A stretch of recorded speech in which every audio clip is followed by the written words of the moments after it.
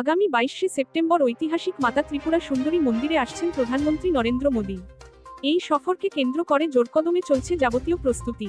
আজ দুপুরে স্বয়ং মুখ্যমন্ত্রী প্রফেসর ডক্টর মানিক সাহা উদয়পুরে পৌঁছে সরেজমিনে খতিয়ে দেখলেন কেন্দ্র সরকারের প্রসাদ প্রকল্পের অধীনে গড়ে ওঠা উন্নয়নমূলক কাজ। পালাটানা ওটিপিসি হেলিপ্যাডে পৌঁছে মুখ্যমন্ত্রী প্রথমেই যান মন্দির প্রাঙ্গণে।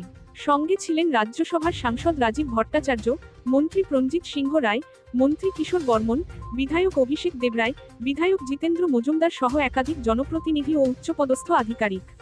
মন্দিরে ভক্তিভরে পূজা অর্চনা শেষে মুখ্যমন্ত্রী সাংবাদিকদের জানান, 22শে সেপ্টেম্বর দুপুর 3টায় প্রধানমন্ত্রী নরেন্দ্র মোদী মাতা ত্রিপুরা সুন্দরী মন্দিরের প্রসাদ প্রকল্পের উদ্বোধন করবেন। আগরতলা বিমানবন্দর থেকে তিনি সরাসরি হেলিকপ্টারে উদয়পুরে পৌঁছবেন। পালাটানা থেকে মাতাবাড়ি পর্যন্ত রাস্তার দুই ধারে জনগণ স্বাগত জানাবেন প্রধানমন্ত্রীর কনভয়ে। এছাড়াও প্রধানমন্ত্রী পূজা অর্চনা করবেন, প্রসাদ প্রকল্পের নতুন পরিকাঠামোর উদ্বোধন করবেন এবং সমাজের বিশিষ্টজনদের সঙ্গে বৈঠক করবেন। প্রসাদ প্রকল্পের মাধ্যমে মন্দির চত্বরে গড়ে উঠছে আধ্যাত্মিকতা ও আধুনিকতার এক অনন্য সমন্বয়, যা ভবিষ্যতে পুণ্যার্থীদের অভিজ্ঞতাকে করবে আরও সমৃদ্ধ। এর আগেও তো আমরা এই বিষয়ে আমরা কথা বলেছি। মাননীয় প্রধানমন্ত্রী 22 তারিখে এখানে আসছেন এবং সেই বিষয়ে আমরা প্রথমে উনি 3টার সময়, এখন অবধি যা ঠিক আছে, অরুণাচল প্রদেশ থেকে উনি 3টের সময় আসবেন এয়ারপোর্টে। সেই এয়ারপোর্ট থেকে উনি হেলিকপ্টারে পালাটানা যে হেলিপ্যাড আছে সেখানে নামবেন। সেখান থেকে প্রায় এখানে যে রাস্তা প্রায় 13 কিলোমিটার, তো এই রাস্তা ধরে উনি বাই রোডে আসবেন। রাস্তার পাশে আমাদের যাতে মানুষ ওনাকে দেখতে পান, তো সেই ব্যবস্থা ব্যারিকেডও করা হয়েছে।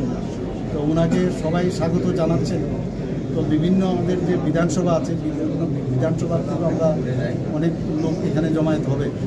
আর আমাদের যেখানে যেখানে আমাদের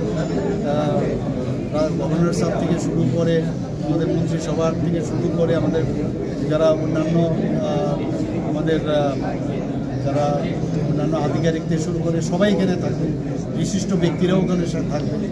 তো সেইভাবে লাইন আপ করে এখানে আসবেন এবং মন্দিরে উনি পুজো দেবেন। পুজো দেওয়ার পরে এখানে জনজাতি যারা আমাদের সমাজপতিরা আছেন, ওনাদের সাথেও ওনাদেরকেও রাখার ব্যবস্থা আমরা করেছি, ওনারাও থাকবেন। তো হয়তো বা ওনাদের সাথেও কথাবার্তা বলবেন। আর এই মন্দির সম্পর্কে তার যে ইতিহাস, 500 বছরের ইতিহাস, সেই সম্পর্কেও যে আমরা উপরে যে প্ল্যাটফর্ম, সেখানে আমরা এই বিষয়ে জানকারি দেওয়ার জন্য আমরা একটা এখানে ব্যবস্থা রেখেছি, সেই বিষয়ে উনি জানবেন। তারপর এখান থেকে আবার ব্যাক করে যেভাবে এসছেন সেভাবে। না, এখন পর্যন্ত বললাম তো 3টের সময় কথা আছে। অরুণাচল প্রদেশ থেকে আসবেন, এয়ারপোর্ট থেকে এখানে আসবেন। তো এই ব্যুরো রিপোর্ট, জনতার বার্তা।